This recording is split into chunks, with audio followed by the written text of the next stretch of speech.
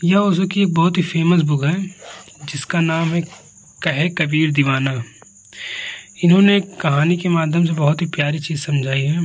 देखना, पूरी कहानी सुनना और तुम लोग बताना कमेंट करके कि आप लोगों ने इससे क्या सीखा। एक बड़ी ही अनूठी कहानी मैंने सुनी, सच ना हो फिर भी बड़ी ही गहराई से सच्चाई को छूती है। ब्रिटिश राज के ज़माने में लाहौर में एक बहुत बड़ा सर्जन था अंग्रेज, और पठान तो ऑपरेशन के बिल्कुल खिलाफ है। उंगली भी कट जाए तो वे संभाल के रखते हैं उसे।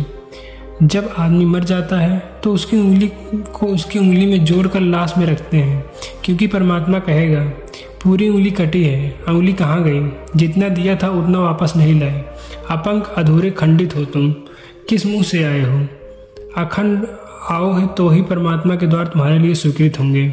पठान तो सीधे साधे और पढ़े लिखे लोग हैं, उन्होंने इसका बिल्कुल स्थूल अर्थ पकड़ा है। वे उंगली भी कट जाए तो उसको संभाल के रखते हैं। एक पठान का पैर सड़ गया किसी भयंकर बीमारी में, और वह पैर न काटा जाए तो वह पूरा पठान सड़ जाएगा।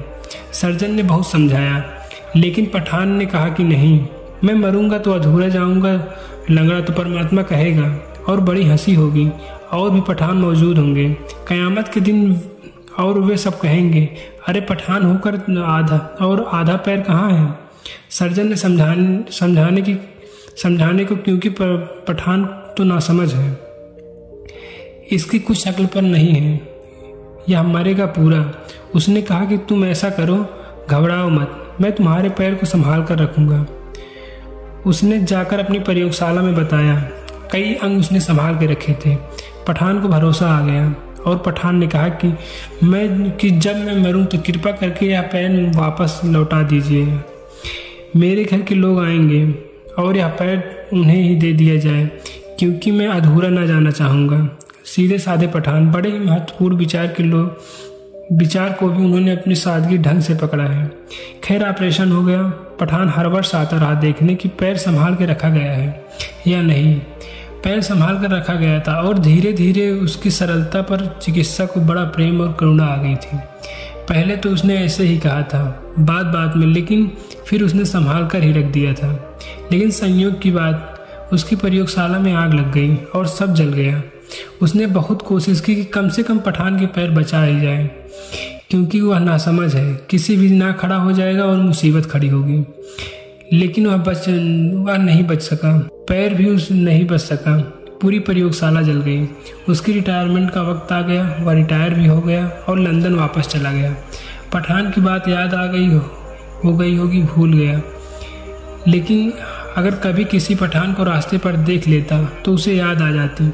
न केवल याद आती, बल्कि उसके मन में एक पीड़ा भी होती कि पता नहीं पठान ही सही हो और परमात्मा पूरे आदमी को ही मांगता हो तो मैं कसूरवार हो गया। वैज्ञानिक आदमी था, इस पर कुछ भरोसा नहीं था, लेकिन फिर भी अंतःकरण, कितने ही तुम वैज्ञानिक हो जाओ, अंतःकरण तो मनुष्य का ही होता है। कितना ही तर्क का जाल फैल जाए, भीतर हृदय में वैसा ही अनुभव करता रहता है जैसा छोटे बच्चों का। उसे चिंता पकड़ती थी। कभी कभी किसी पठान को देखकर उसे लगता था कि मैंने अच्छा काम किया या बुरा काम किया, संदिग्ध है। वह रात में सोया था, कोई 2 बजे रात के अचानक किसी ने उसे हिलाकर जगाया। उसने आँख खोली तो वह पठान खड़ा है। घबरा गया, दरवाज़ा बंद है, ताले पड़े हैं, पर पठान कहाँ से अंदर घुस गया। और पठान बहुत नाराज है, और उसने इशारा किया कि मेरा पैर, और अपना कटा हुआ पैर बताया। चिकित्सक को कुछ सूझा नहीं। तभी उसे याद आया कि एक पैर की प्रयोगशाला जो उसने अभी नई बनाई है, कुछ 8-10 दिन पहले ही किसी का कटा है, वह वहाँ है, उससे काम चल जाएगा। उसने पठान का हाथ पकड़ा और अपनी प्रयोगशाला में ले गया।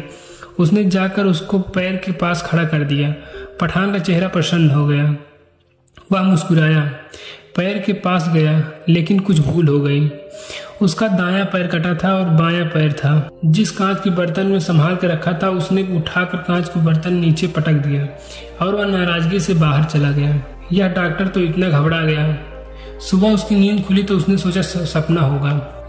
यहाँ से समझने की कोशिश करना कि आखिर ओशो अपनी कहानी के माध्यम से समझाना क्या चाहते हैं, क्योंकि पूरी कहानी का सार यहीं पर है।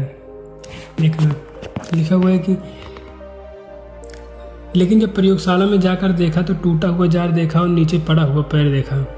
तो यह मुश्किल हो गया तय करना कि सपना हो सकता है या संभव है कि सपने में उसी ने जार पटका हो, या संभव है। इसलिए मैं कहता हूँ कि पक्का नहीं कहानी कहाँ तक सच होगी, कहाँ तक झूठ होगी। सपने में खुद ही ने जार पटका हो, और यह भी हो सकता है, और दुनिया बड़ी अनूठी है, यह भी हो सकता है कि पठान आया हो। फिर उसने खोजबीन करवाई तो पता चला कि जिस रात पठान को देखा उसी रात पठान की मृत्यु हो गई। तो इस बात की पूरी संभावना है कि पठान की चेतना इतनी विवल हो रही हो कि अपने पैर को पाने के लिए वो मौजूद हो गई हो, उसने जाकर जगा दिया हो चिकित्सक को।